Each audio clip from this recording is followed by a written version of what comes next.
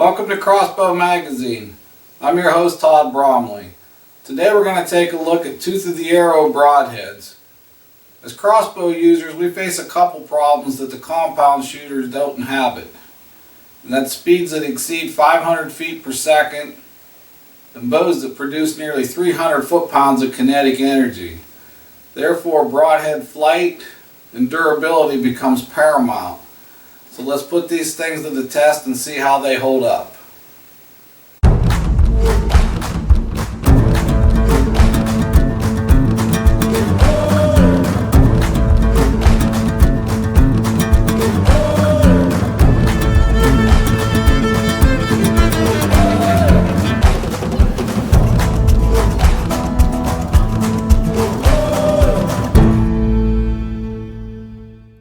Tooth of the arrow broadheads are machined from one piece of high carbon steel and come in a chisel point design.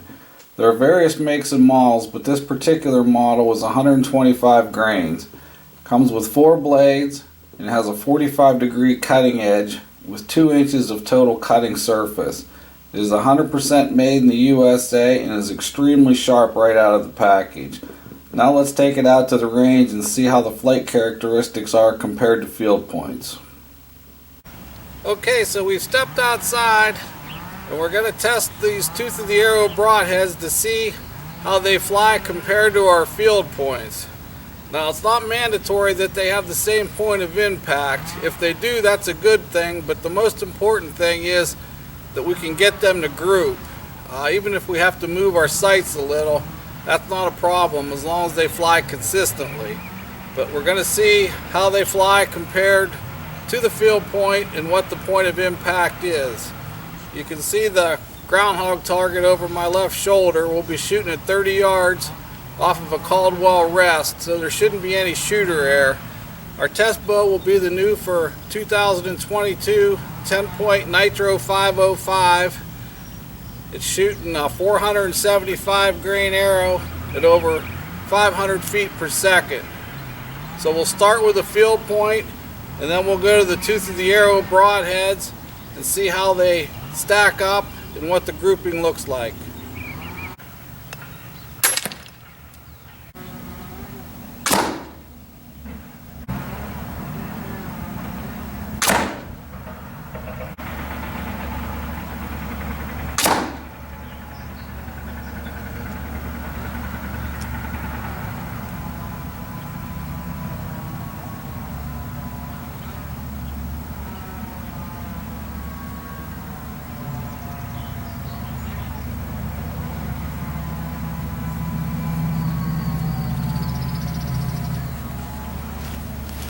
Alright folks, there you go.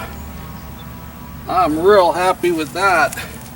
These two are touching and this one's about an inch higher, and that's without even tweaking. Let me zoom the camera out here.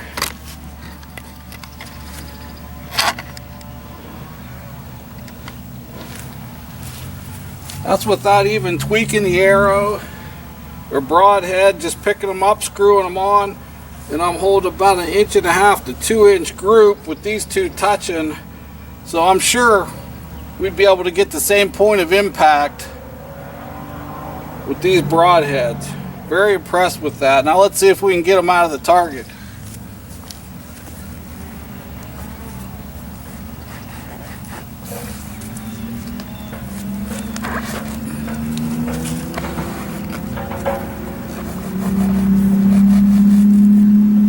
That was the first tooth of the arrow broadhead. It was just about an inch higher than the other two, the field point and the other broadhead.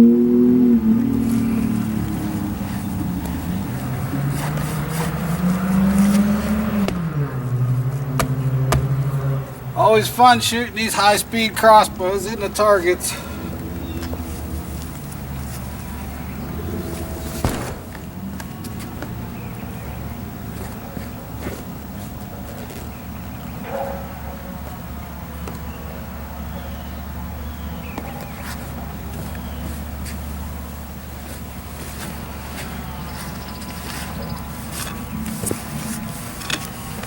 Move it up here so you can see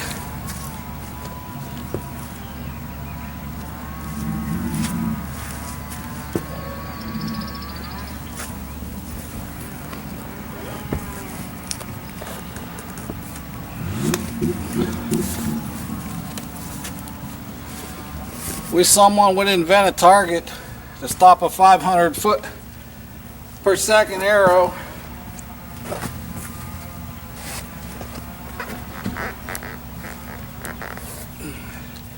There's the second tooth of the arrow broadhead.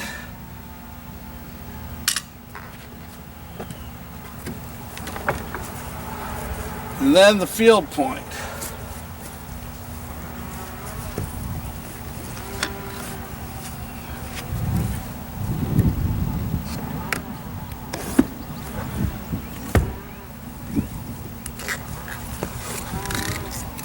There's the field point.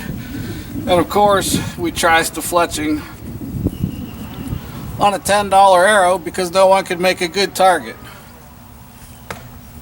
Alright, real happy with that.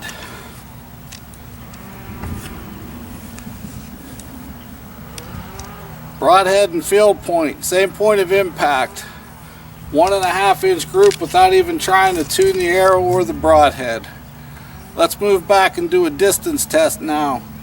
Alright, we're set up for this 100-yard shot, but first a couple disclaimers.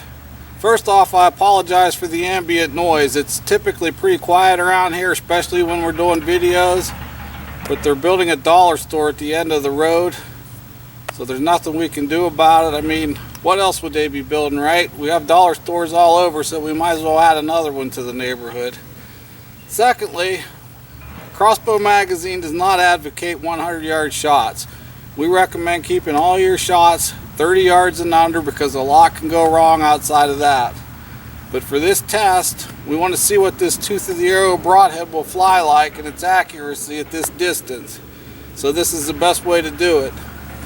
Hopefully you can see the balloon on the target. It's 100 yards. We're going to give it a go, see how she flies.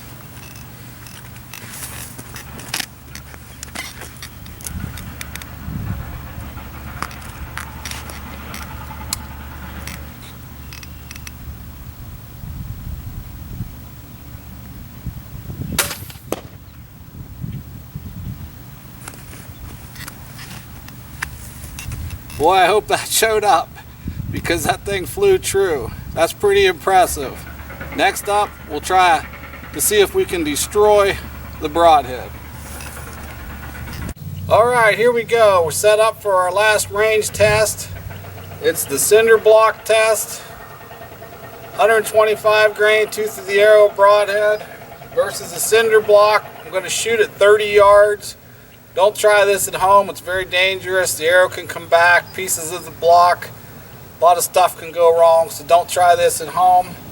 You see a lot of these things done on YouTube already as far as shooting sheet metal and barrels and wood, and it's all kind of irrelevant because no broadhead is designed to stand up to these tests.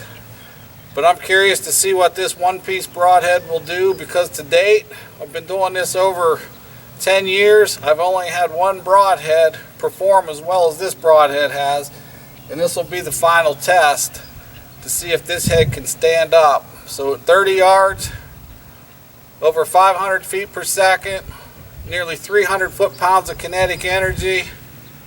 Let's see what happens. I can pretty much guarantee you the arrow won't survive, but let's see what the broadhead does.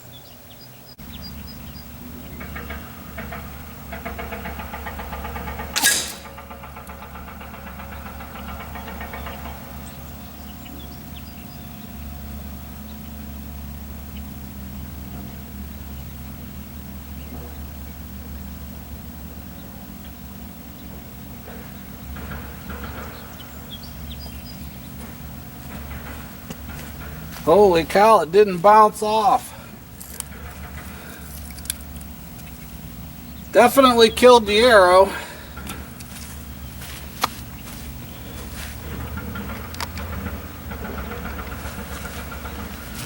We'll zoom back and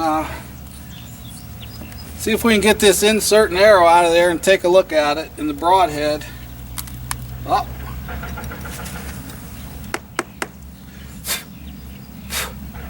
Wow. Take the insert off the broadhead. I don't know if you can see this or not.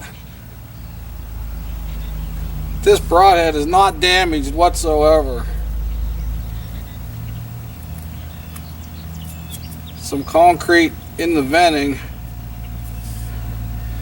Look at that broadhead. Not damaged whatsoever. That's pretty impressive. Only the second broadhead in 10 years that we've tested that has stood up to all the flight characteristics, range, and durability test. Very impressive. But regardless of what they do on the range, the only real way to test the broadhead is in the field to see the cutting capability, the killing power, the drainage. So let's do that now. Let's go out on a hog hunt, see what this broadhead will do. Now on wild boar or on hogs, unlike a whitetail or other animals, you want to shoot them through the shoulder, which is the thickest part of the animal. They have a shield there. So you want to shoot them right through that shoulder and that shield where the vitals lie, and you need a tough broadhead that will penetrate. So let's go to the field and see what this broadhead will do.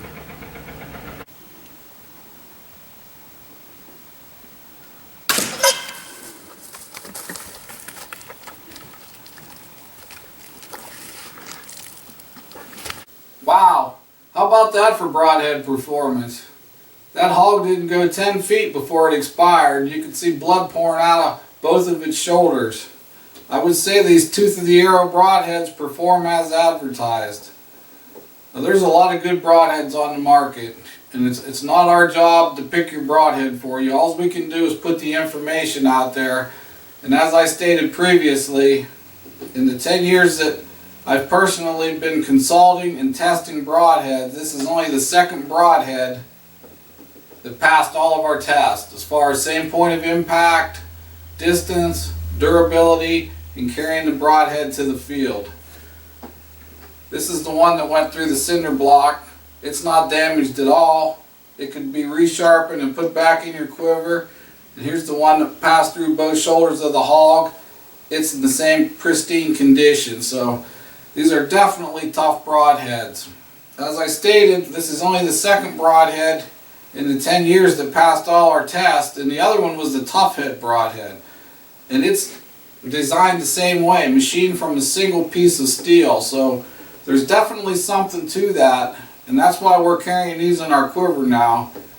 Because as these crossbows get faster and more powerful, the standard broadheads just aren't keeping up. The blades are bending in foam targets. You saw how difficult it was to get that arrow out of the target, and a lot of times with the cheaper broadheads, you pull them out and they're damaged just from the foam. So that's not something you want when you're out on a hunt of a lifetime or shooting a trophy animal. So that's our review of the Tooth of the Arrow broadhead. If you liked it, please comment, subscribe to the channel, and we'll keep bringing these to you. For Crossbow Magazine, I'm Todd Bromley. Thanks for watching.